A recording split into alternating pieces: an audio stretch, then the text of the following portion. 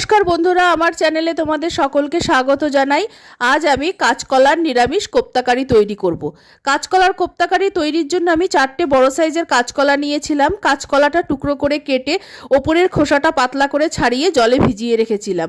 দুটো ছোট সাইজের আলু নিয়েছি, আলুটাও খোসা ছাড়িয়ে ভিজিয়ে রেখেছিলাম। আলুটা বাইন্ডিংয়ের জন্য ব্যবহার করছি। এবার আমি কাঁচকলা আর আলুটাকে সেদ্ধ করে নেব।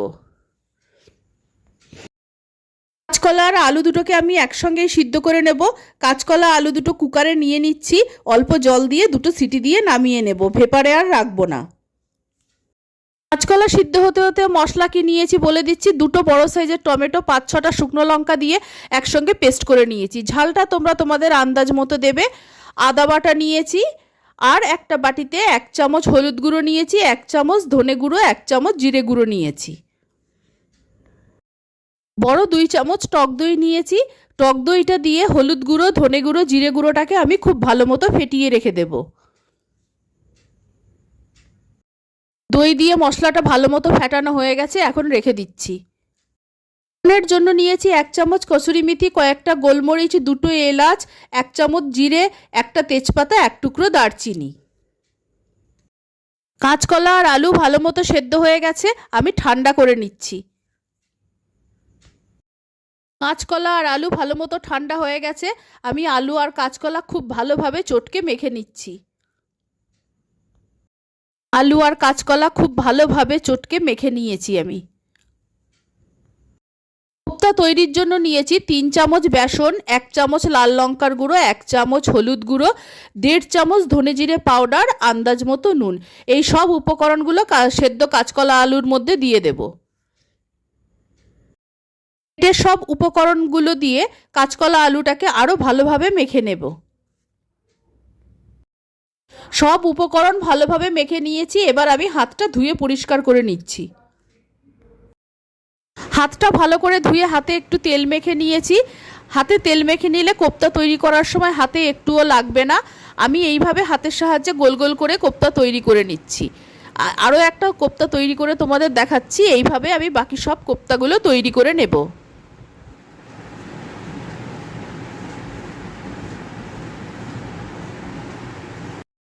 কিছু কোপ্তা তৈরি করে নিয়েছি, এগুলো ভাজতে ভাজতে বাকিগুলো তৈরি করে নেব। কোপ্তা ভাজার জন্য কড়াইতে খানিকটা সাদা তেল গরম করে নিয়েছি। এবার অল্প অল্প করে কোপ্তা আমি কড়াইতে দিয়ে দেব। কড়াইতে কোপ্তাগুলো দেওয়ার সঙ্গে সঙ্গেই নাড়াচাড়া করার দরকার নেই, একটু ভাজা হলে তারপর উল্টে পাল্টে দেব। সব কোপ্তাগুলোকে আমি লাল করে ভেজে নেব। কোপ্তাগুলো লাল লাল করে ভেজে নিয়েছি, এই রকম ভাবে বাকি সব কোপ্তাগুলো ভেজে নেব। এগুলো ভাজা হয়ে গেছে, আমি তুলে নিচ্ছি। সব কোপ্তাগুলো ভেজে নিয়েছি, এবার গ্রেভি তৈরি করে নেব। ফোড়নের জন্য কি কি নিয়েছি আগেই বলে দিয়েছি। প্লেটের সব ফোড়নগুলো কোপ্তা ভাজার তেলের মধ্যেই আমি দিয়ে দিলাম। ফোড়নটাকে হালকা করে ভেজে নিচ্ছি। ফোড়নটা ভাজা হয়ে গেছে, 1 চামচ আদা বাটা দিয়ে দিলাম। আদাটা ভাজা হয়ে গেছে, দই দিয়ে ফেটিয়ে রাখা ধনে জিরে পাউডার আর হলুদ গুঁড়োটা আমি দিয়ে দিলাম। দিয়ে মশলাটা আমি তেলের সঙ্গে বেশ খানিকক্ষণ কষিয়ে নেব। শুকনো লঙ্কা দিয়ে বেটে রাখা টমেটো দুটো দিয়ে দিলাম আমি।